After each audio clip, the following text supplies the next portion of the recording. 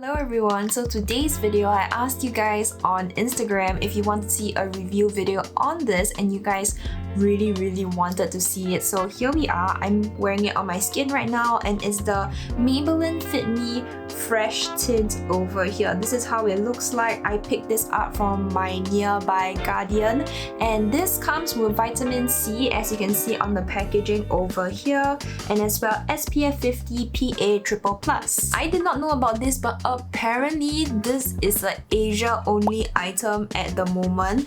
This has been in Singapore for about 1 to 2 months already, so I was like quite surprised to see Trendmood posting about it like 3-4 days ago, be like, oh, new and exclusive in Asia. So this is a skin tint from Maybelline, and it's from their ever so popular Fit Me line. It's very popular internationally, even here in Asia and in Singapore itself. I want to quickly mention something, and this is very important. Please do not replace your skincare with whatever makeup benefits you might have in the makeup itself. For example, this skin tint might have vitamin C in it, and SPF 50 and PA++ or triple plus, but it's not meant to replace whatever standalone sunscreen that you might have. Think of these as more of added benefits, a little treat for your skin. It's always nice to have, but makeup is makeup, skincare is skincare. They are created for their own individual purposes. Let's talk about the shade range for this particular skin tint. On Trendmood it says there are 6 shades, but actually there are 7, so it goes by 1, 3, 5,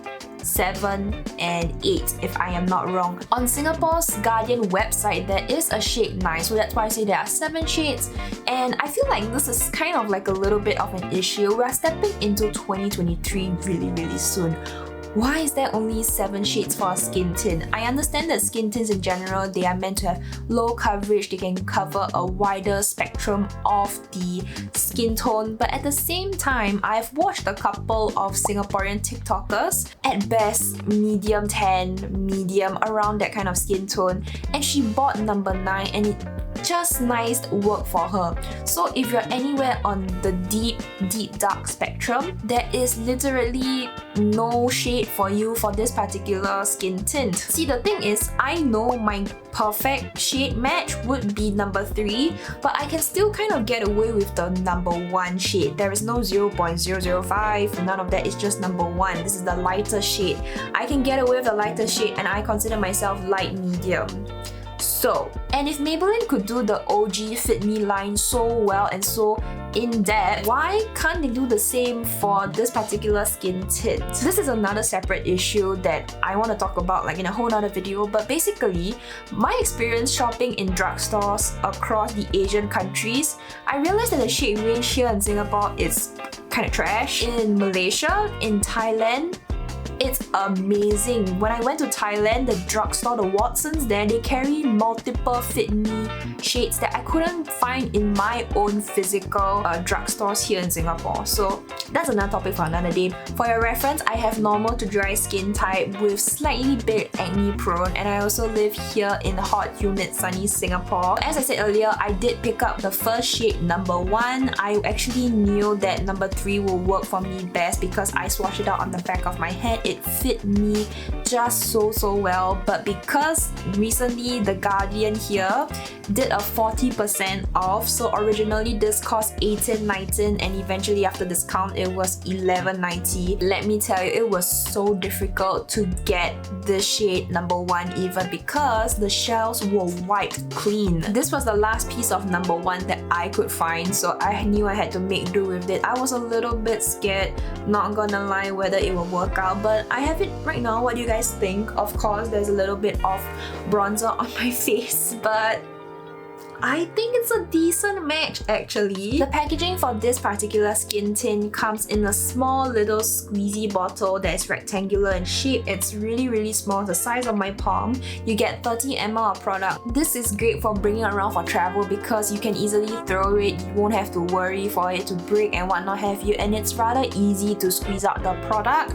My only concern is that when the day comes when if hypothetical if I do run out all of the product and I'm at the very last bottom bit over here, I am not sure how am I going to get all of the product out completely, because I think it will be a bit of a hassle unless I cut into the bottle itself. So that is one thing I could foresee as a problem. The formula on this skin tint has a rather gelish texture once you squeeze it out of the bottle, and it's very lightweight, and when I spread it out on the back of my hand even, it is very comfortable. The finish of this has a true matte finish. My skin never felt dehydrated or moisture being sucked out from my face, you know, that kind of feeling. Like I've experienced some matte foundations, it's very uncomfortable as time goes by. A good indication usually is around my pores, this cheek area over here. If they start to feel a little bit tight or uncomfortable, then I know it's more or less the foundation that's giving me that problem, or skin tint in this case. But I never felt any uncomfort or whatsoever, so that's a good sign. No patchiness or balling up on my skin, and it really gives that second skin look, which I really dig. So for this particular Fit Me skin tint over here, I have worn it for about 3 days, and for all 3 days I used my fingers and I just went in and I start applying even today. For skin tints, I always use my fingers because in general when it's a skin tint day, I'm feeling extremely lazy. So I always take my fingers, go in there and start rubbing it all over my face, spreading it out. I did do a wear test for one of those days and my experience using it was great. This skin tint does not break up on my skin very easily, and it also holds up very well in Singapore's humid weather. Another good point of reference that I will always check on a base product is around the corners of my nose. Didn't really see any signs of separation or it breaking up, and it just held up really nicely. Coverage on this skin tint is low to medium at best. I did try to build it up a little bit today for my acne scarring. If you really want to cover up the redness of your acne marks or just redness in general, I think you really have to go in with a concealer, because this skin tint it's just a skin tint. It's not meant to cover up any imperfection. If you're sensitive to scents or smells in general, this particular skin tint does not really have an obvious smell or scent to it. It's more of like that cosmetic-y, smells a little bit plasticky when I put my nose up to my back of my hand really close like this. For this shade that I am wearing currently, shade number 1, it has more of a pink undertone, and not gonna lie, I was a little bit scared whether it will work out or not, because in stores it looked like it will work out on the back of my hand, and then when I swatched it when I got home, I was like, oopsie, oh no. But I think eventually it did work out, because given that it is a skin tint, skin tints have lower coverage and generally will cover a broader spectrum of skin tone shades. So even someone like me who has very strong yellow undertones, I think this still looks acceptable. Of course, I did go in with some bronzer today, so that's why it doesn't look so stark head floating, you know, disconnected from my body in a sense. So I think it's workable. This skin tint definitely helped brighten up my complexion, look more awake, more alive in a sense, not so tired looking. Usually I'm a little bit more picky when it comes to base makeup, but this skin tint really did the home run for me. The price point is very affordable. If you can get it on sale, you can wait around for the 40% off. It's $11, of course, yes. And although you don't get a lot of product, 30 ml, I think you don't really need to go in with a lot of product and you still get that very beautiful finish. So I think it's worth the price point for $11, $18, not really. It does its job well, true to its claims, and it's great for lazy days. We all have those lazy days, but we don't really want to put on makeup, but we're going out the door, we still want to look a little bit presentable in a sense. So yes, this is perfect for those days. And of course, using your fingers, no sponge, no brush, nothing, just rub it into your skin, still looks great, does its job well. You know, this would be great for who? Little sibling who is probably getting into makeup, somebody you know who is trying to get back into makeup but doesn't want too much of that coverage. I have friends like that. This will be great for them.